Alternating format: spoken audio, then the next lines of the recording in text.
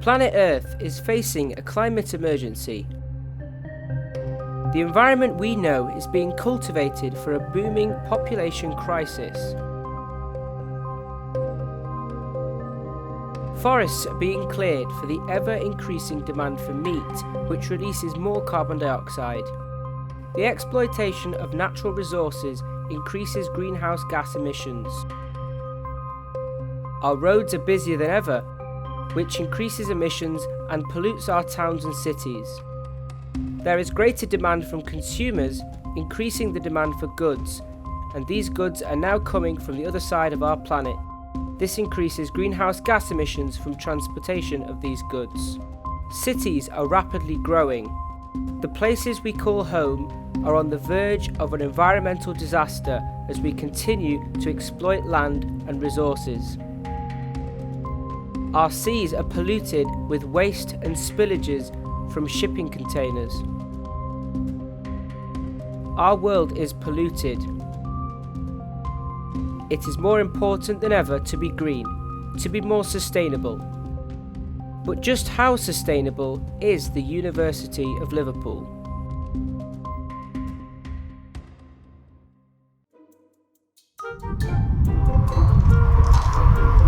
Here we are on the green roof. This is just one of the things the Guild has done to make the university more sustainable recently.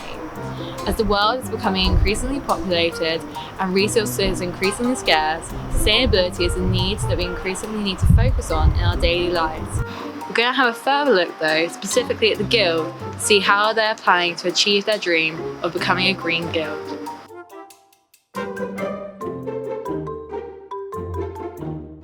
How long the Green Guild has been around for and why it was set up in the first place? It was set up around 6 years ago and it started with the Guild bidding into the NUS for funding. They were successful in that and that provided funding to establish a team of 3 staff. So this is one of the tomato plants that just randomly grew. I think that's one of the really great things about the roof garden is seeing the yearly seasonal cycles, because when you're living in a city you're not really connected to that, so it's great when students come along and get to plant things and then see them grow and then come back after summer and see their produce grow. So around numbers of volunteering, participation, very high levels of student engagement and basically getting involved in a lot of different activities. I think it's also really nice for students to be able to come up here and do something practical when they're spending so much time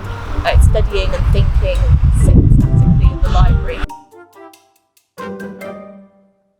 We've got quite a few different opportunities which students can get involved in. The roof garden, and it's an opportunity for students to come along maybe once a week and help us do some gardening on campus.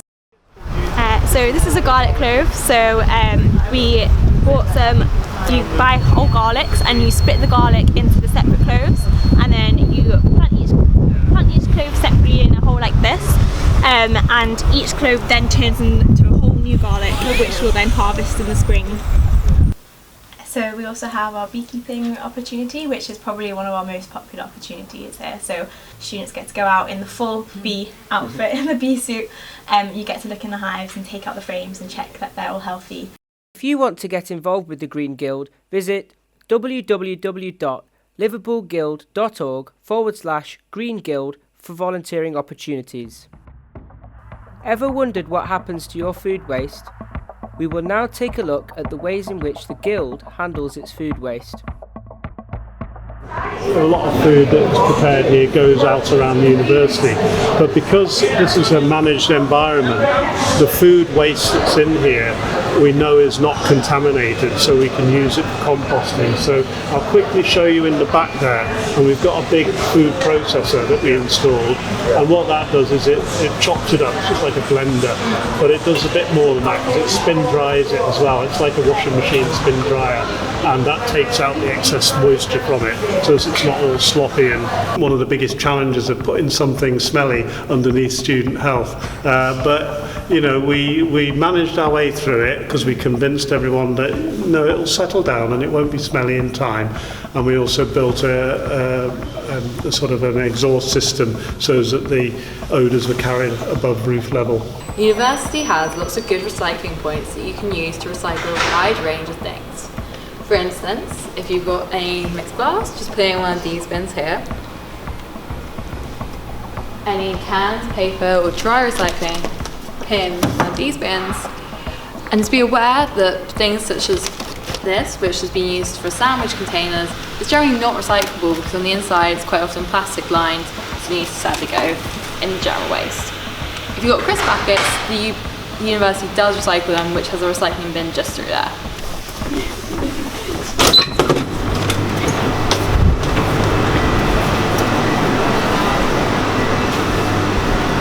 Okay, so the bins down here reflect the two-stream system upstairs. So the blue ones are general waste, and the white ones, which are scattered at the moment because they've just been emptied literally this morning, are recycling.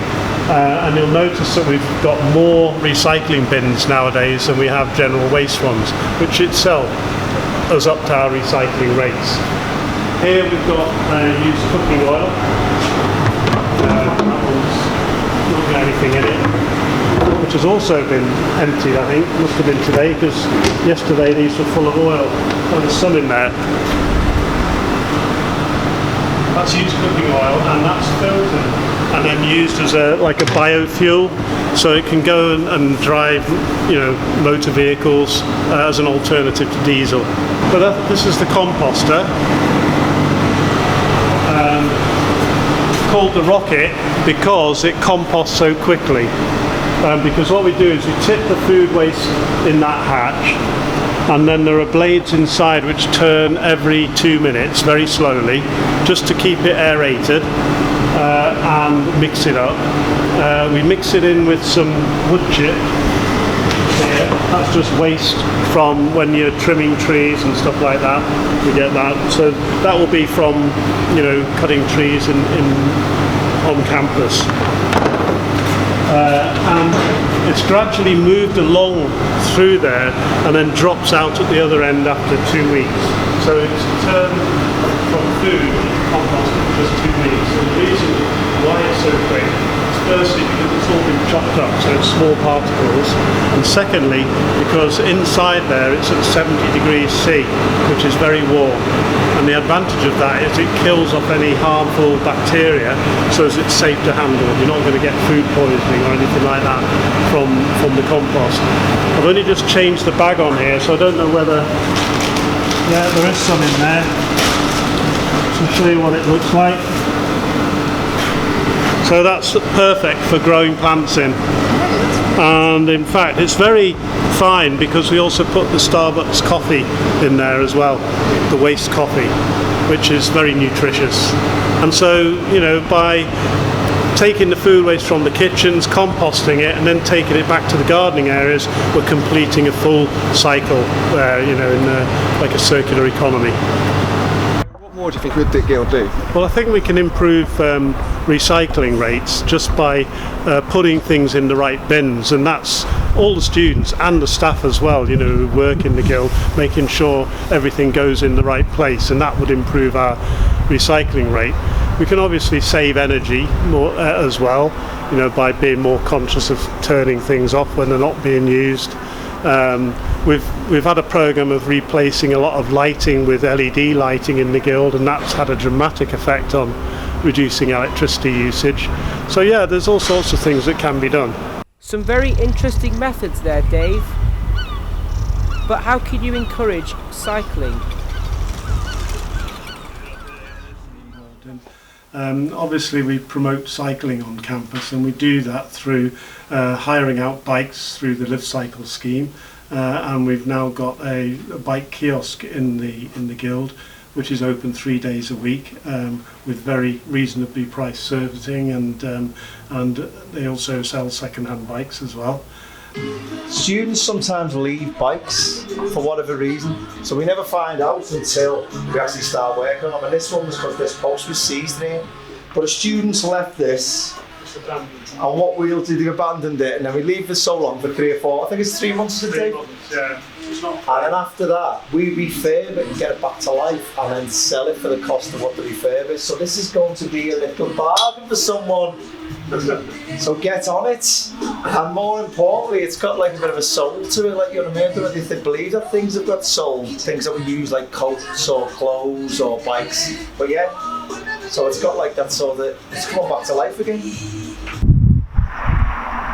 Although the Guild has done a lot already to be more sustainable, they've recently signed sustainability goals with Janet Beer and the head of the Guild to make it more sustainable overall in the university and the Guild itself. The Sustainable Development Goals are a collection of 17 global goals designed to be a blueprint to achieve a better and more sustainable future for all. They were set in 2015 by the United Nations General Assembly and intended to be achieved by the year 2030. The Guild and the University have jointly signed their Sustainability Development Goals by the UN. Part of the Guild values are to be ethically and environmentally sustainable, and this is echoed throughout the UN SDGs. It's a great day, and we look forward to working with the university and tackling these issues together. I think we are passionately committed to the extension of education to all of those with the capacity to benefit, and that is worldwide, not just in Liverpool. We are already working to tackle the climate emergency, but also the emergency as regards antimicrobial resistance. These are 2 areas of work in which the University of Liverpool has the capacity to make a really strong and measurable difference to the sustainability goals. As you can see, the Guild have done a lot to make themselves more sustainable. They've implemented a great recycling system and are almost zero waste. They've also reduced a lot of the energy use that they use. However, there are still things that they could improve. Specifically, the Guild building itself can be quite unsustainable in some areas. For instance, lots of the windows are single pane, so energy is lost through there. Most of the toilets don't have sustainable watering systems. And the food options in the Guild are still mainly meat-based. However, overall, the Guild has done a great job at becoming more sustainable, and are a great example to look to as a student if you're planning to become more sustainable, as we all should in our daily lives.